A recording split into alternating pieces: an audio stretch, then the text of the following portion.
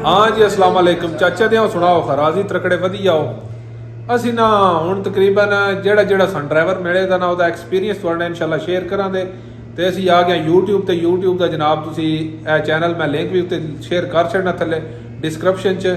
ਪਹਿਲੋ ਜਿਹੜੇ ਸਾਡੇ ਗਰੁੱਪ ਦੇ ਡਰਾਈਵਰ ਨੇ ਇੱਥੇ ਫਿਲਹਾਲ ਅਸੀਂ ਵਿਹਲੇ ਹੀ ਆਈ ਮੈਂ ਕਿਹਾ ਉਹਨਾਂ ਦਾ ਇੰਟਰਵਿਊ ਕਰ ਲਈਏ ਉਹਨਾਂ ਵਿੱਚੋਂ ਇੱਕ ਜਨਾਬ ਗੜਗੋਰ ਹੈ ਮੋਹਸਨ ਉਹਦਾ ਨਾਂ ਹੈ ਉਹਦੇ ਨਾਲ ਤੁਹਾਡੀ ਮੁਲਾਕਾਤ ਵੀ ਕਰਾਉਂਦੇ ਆ ਤੇ ਉਹਦੀਆਂ ਗੱਲਾਂ ਵੀ ਜਿਹੜੀਆਂ ਨੇ ਬੜਾ ਫਨੀ ਵੀ ਹੈ ਤੇ ਬੜਾ ਸੀਰੀਅਸ ਵੀ ਹੈ ਸਾਰਾ ਕੁਝ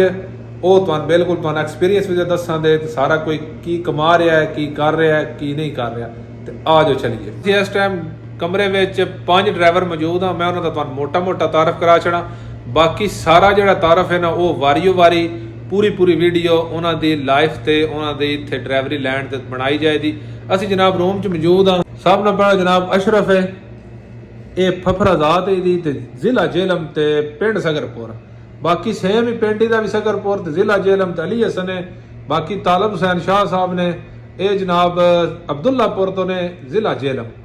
बाकी जनाब ए गड़गोर है जिदे ते साडा अज मेन फोकस है हाँ जी अस्सलाम वालेकुम सुनाओ वालेकुम सलाम की हाल है ठीक ठाक ठीक हो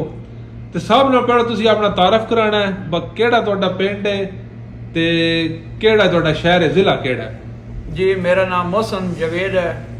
कास्ट गड़गोर अलफ सात चाक पिंड है मेरा तहसील बलवाल जिला अलफ सात चाक ते तहसील बलवाल जिला सरगोदा जी सुनाओ की हाल है अल्हम्दुलिल्लाह आज तुसा सानू अपना एक्सपीरियंस दसना है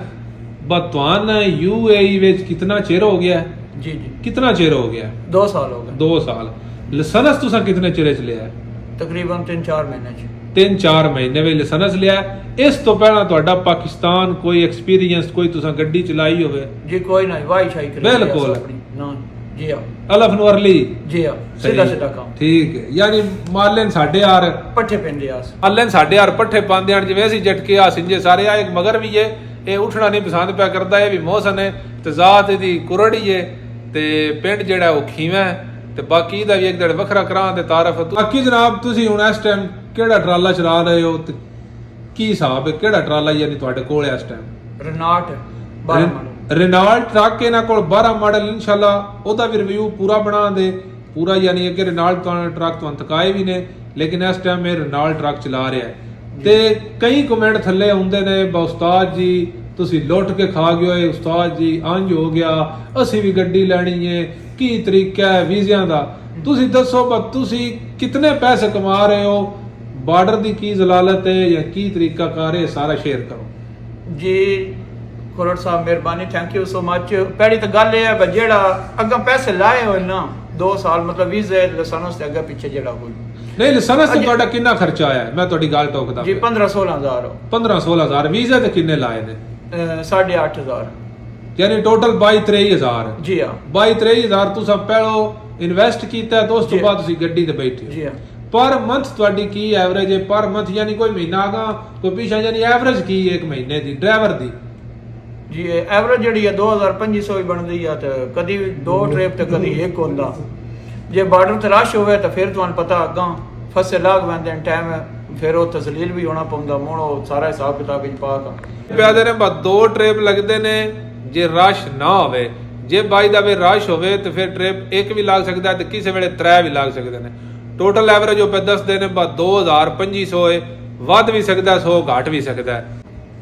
ਤੇ ਉਸ ਤੋਂ ਬਾਅਦ ਇਹ ਜਿਹੜਾ ਸੇਮ ਵੀਜ਼ਾ ਇਹ ਤੇ ਬਿਲਕੁਲ ਮੈਂ ਉਹਨਾਂ ਦੱਸਿਆ ਵਾ ਗੱਡੀ ਤੇ ਸੇਮ ਵੀਜ਼ਾ ਹੋਵੇ ਉਹ ਤਾਂ ਗੱਡੀ ਚੱਲ ਸਕਦੀ ਹਾਂ ਇੱਕ ਸੇਮ ਕੰਪਨੀ ਦਾ ਹੋਣਾ ਚਾਹੀਦਾ ਠੀਕ ਹੈ ਬਾਕੀ ਤੁਸੀਂ ਹੁਣ ਸਾਨੂੰ ਦੱਸਣਾ ਸਾਡੇ ਨਾ ਵੀਵਰਾਂ ਨੇ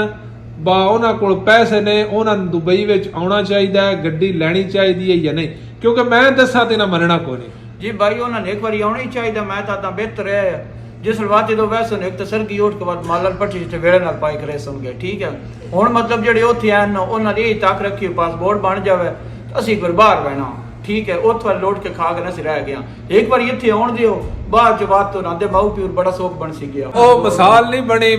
ਸ਼ਾਦੀ ਜਿਹੜਾ ਨੋ ਲੱਡੂ ਮੋਤੀਚੂਰ ਦਾ ਜਿਹੜਾ ਖਾਏ ਉਹ ਵੀ ਪਛਤਾਏ ਜਿਹੜਾ ਨਾ ਖਾਏ ਉਹ ਵੀ ਪਛਤਾਏ ਠੀਕ ਹੈ ਅਸੀਂ ਹੁਣ ਤੁਹਾਨੂੰ ਮਨਾ ਕਰੀਏ ਜਾਂ ਕੋਈ ਬੰਦਾ ਆਖੇ ਕਿਉਂਕਿ ਮੈਂ ਤੁਹਾਨੂੰ ਆਖਿਆ ਤਾਂ ਮੰਨਣਾ ਤੁਸੀਂ ਕੋਈ ਨਾ ਹੀ ਇਸ ਵਾਸਤੇ ਰੋਜ਼ ਦਾ ਸੀ ਇੱਕ ਨਾ ਇੱਕ ਡਰਾਈਵਰ ਦਾ ਇੰਟਰਵਿਊ ਕਰਨਾ ਜਿਹੜੇ ਰੁੱਖਾਂ ਤੋਂ ਲਾ ਕੇ ਨਾ ਉਹ ਕੋਈ ਗੱਲ ਨੇ ਮਜ਼ਦੂਰੀ ਕਰਨੀ ਹੁੰਦੀ ਏ ਮਾੜਾ ਚੰਗਾ ਪੇਟ ਇੱਕ ਬੰਦਾ ਇਤਨੀ ਮਜ਼ਦੂਰੀ ਕਰ ਸਕਦਾ ਹੈ 4 ਬੰਦਿਆਂ ਦਾ ਇਹ ਬਟੂਕਰ ਬਣਾ ਸਕਦਾ ਹੈ ਇਹ ਗੱਲ ਕੋਈ ਨਹੀਂ ਵਾ ਦੁਬਈ ਵਾਲੇ ਉਹ ਪਿਛਾਂ ਜਾਂਦੇ ਨੇ ਤੇ ਲੱਠੇ ਕਾਟਨ ਪਾ ਕੇ ਗਲੀਆਂ ਚੋਂ ਐਂ ਲੱਗਦੇ ਨੇ, ਦੂਜਾ ਬੰਦਾ ਲੱਗਦਾ ਨਹੀਂ, ਅਸਲ ਉਹਨਾਂ ਨੂੰ ਪੀੜਾਂ ਸਾਰੀਆਂ ਨਿਕਲ ਜਾਂਦੀਆਂ ਨੇ। ਗੜਗੌਰ ਸਾਹਿਬ ਥੈਂਕ ਯੂ ਵੈਰੀ ਮਚ, ਤੁਸੀਂ ਸਾਨੂੰ ਟਾਈਮ ਦਿੱਤਾ ਹੈ। ਓਕੇ ਠੀਕ ਹੈ, ਥੈਂਕ ਯੂ ਸੋ ਮਚ। ਇਹ ਇਨਸ਼ਾਅੱਲਾ ਮੈਂ ਤੁਹਾਡਾ ਇੰਟਰਵਿਊ YouTube ਤੇ ਚਾੜ ਛੜਾਂਦਾ, ਤੇ ਜਿਹੜੇ ਤੁਹਾਡੇ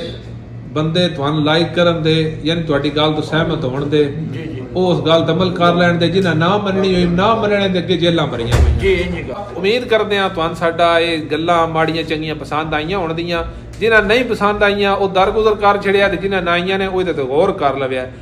ਐਡਾ ਮੁਸ਼ਕਲ ਕੰਮ ਹੈ, ਇਤਨਾ ਮੁਸ਼ਕਲ ਡਰਾਈਵਰੀ ਨਾਲੋਂ ਹੋਰ ਕੋਈ ਵੱਡਾ ਮੁਸ਼ਕਲ ਕੰਮ ਨਹੀਂ। ਬਾਕੀ ਜਨਾਬ ਲਵ ਯੂ ਹੋ ਗਿਆ, ਹੱਸਦੇ ਰਹੋ, ਵਸਦੇ ਰਹੋ। ਪਾਕਿਸਤਾਨ ਜ਼ਿੰਦਾਬਾਦ।